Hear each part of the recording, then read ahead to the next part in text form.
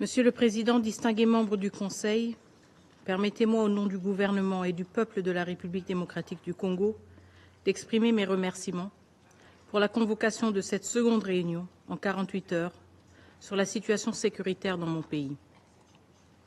Je tiens à saluer l'engagement de la présidence algérienne du Conseil, ainsi que les efforts constants de ceux qui, malgré les vents contraires, œuvrent sans relâche pour la paix et la sécurité internationale. Avant de poursuivre, permettez-moi de saluer le sacrifice ultime consenti au cours des dernières 48 heures par les soldats de la paix de la MONUSCO et de la SAMI-DRC en République démocratique du Congo. Je rends également hommage au courage et à la résilience des forces armées de la République démocratique du Congo, ainsi qu'à la mémoire des populations civiles congolaises victimes de l'assaut impitoyable du Rwanda. Nous, la République démocratique du Congo, reconnaissons également les pertes en vie humaine parmi les soldats rwandais au cours des affrontements, tandis que le Rwanda persiste obstinément à imposer son faux récit, prétendant ne pas mener une guerre en République démocratique du Congo. Cette position coûte cher aux familles des centaines de soldats rwandais tombés dans cette guerre insensée.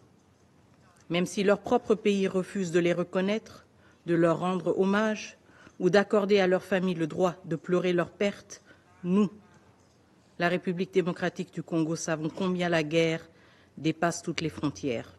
Nous reconnaissons que la folie dans laquelle Kigali nous a entraînés fait des victimes partout. En ce qui concerne le mouvement de protestation observé ce matin dans la ville de Kinshasa, j'aimerais ici rassurer nos partenaires que le gouvernement de la République démocratique du Congo a pris toutes les mesures nécessaires pour assurer la protection des missions diplomatiques accréditées en République démocratique du Congo.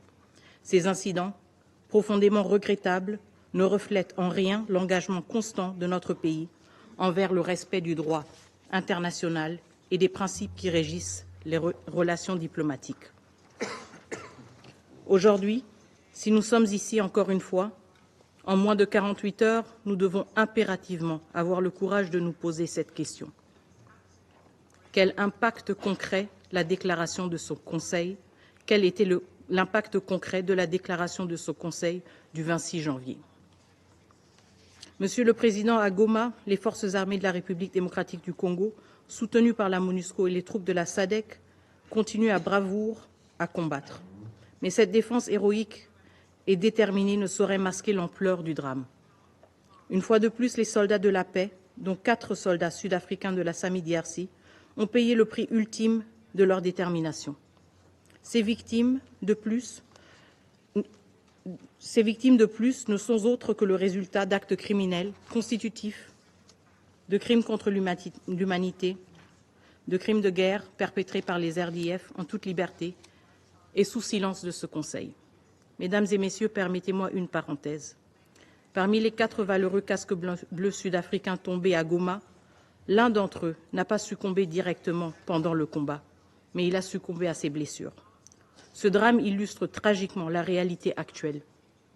Des vies se perdent dans une ville assiégée, privée d'électricité, d'eau, de voies d'évacuation.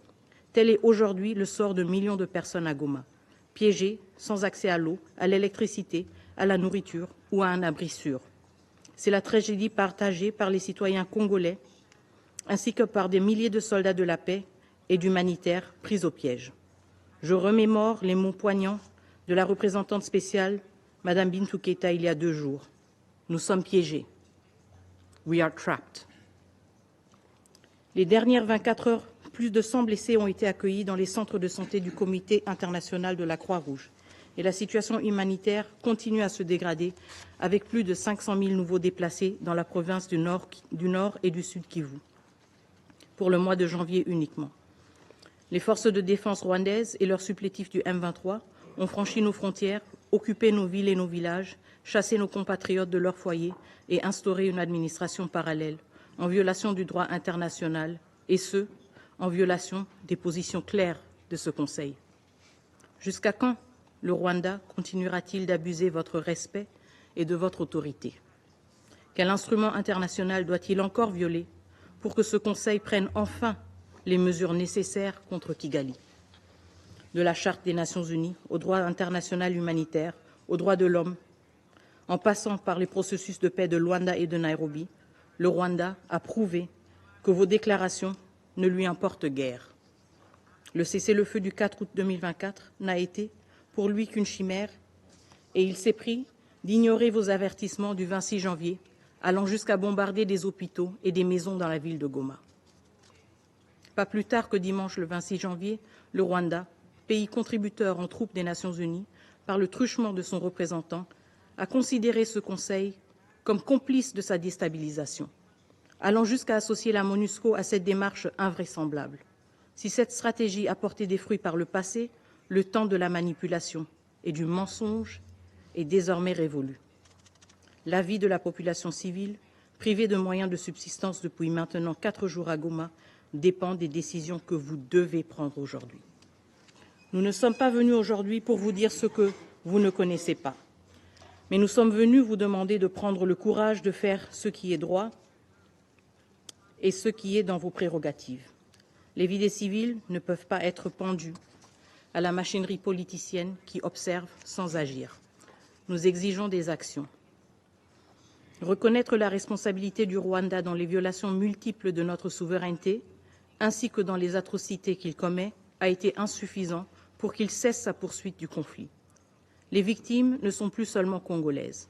Le Rwanda a frappé l'Afrique et l'Amérique latine, en tuant des militaires sud-africains, malawites et uruguayens venus protéger les civils. Il a frappé ce Conseil en tuant des casques bleus de la MONUSCO. N'est-ce pas une preuve suffisante pour vous que lors de chacune des réunions convoquées par ce Conseil, la liste des orateurs regorge de pays d'Afrique et d'ailleurs, cherchant à vous pousser à agir? Dimanche, c'était l'Afrique du Sud, le Burundi, l'Uruguay. Aujourd'hui encore, nous sommes rejoints dans un esprit de solidarité par nos frères et sœurs de l'Angola, de l'Afrique du Sud, de l'Uruguay, du Guatemala, du Zimbabwe, du Sénégal, du Burundi. Tous ont répondu, car l'humanité est en jeu. Tous sont venus voir ce que vous allez faire. À quel seuil de catastrophe humanitaire et de violation flagrante de notre territoire devrez-vous enfin agir pour sanctionner les responsables du M23 et les officiers rwandais et leurs complices? Si ce Conseil ne sanctionne pas, l'histoire marquera ce temps comme l'époque de l'impuissance et de l'indifférence du Conseil de sécurité. Le droit de rachat de ce Conseil sur cette crise n'est nulle part ailleurs que dans les actions immédiates. Et déjà, nous voyons venir une manœuvre prévisible. Le Rwanda, qui a délibérément dirigé cette guerre sur le territoire d'un autre État souverain, le nôtre, commence à revendiquer que les combats atteignent son propre sol. Mais que pouvait-il espérer? Une guerre, Excellence, ne connaît pas de frontières. Elle est sale. Elle consume tout sur son passage, les forts comme les faibles. Les 72 dernières heures ne sont qu'un échantillon de la tragédie régionale qui menace. Une tragédie que le peuple congolais connaît depuis des décennies. Une tragédie nationale que ce Conseil peut encore arrêter et une tragédie régionale que ce Conseil peut prévenir par une action résolue et courageuse. Monsieur le Président, certains voudraient faire croire que l'inaction est une solution africaine. Nous sommes un pays africain sous attaque. Mais cette attaque dépasse nos frontières. Elle est une attaque contre le multilatéralisme, contre les principes même des Nations Unies, contre chacun de nous. Laisser cette crise s'enliser sous prétexte qu'elle serait un problème africain, nécessitant une solution africaine, revient à trahir l'esprit de solidarité internationale qui fonde cette organisation et l'esprit de responsabilité, de sécurité collective qui justifie même votre présence comme membre de ce Conseil. Nous réitérons avec insistance nos 5 demandes urgentes. 1. Le retrait immédiat des troupes rwandaises et la cessation des hostilités. 2. La mise en place de sanctions ciblées contre la chaîne de commandement des RDF et les décideurs politiques rwandais. 3. L'imposition d'un embargo sur les ressources naturelles déclarées comme rwandaises, en particulier le coltan et l'or. 4. La révocation du Rwanda en tant que contributeur de troupes aux Nations Unies. On ne peut être à la fois agresseur et prétendre jouer un rôle dans la promotion de la paix. 5. La transparence totale sur les transferts d'armes au Rwanda. Ces transferts doivent être arrêtés immédiatement pour empêcher qu'ils continuent à alimenter la violence et l'instabilité.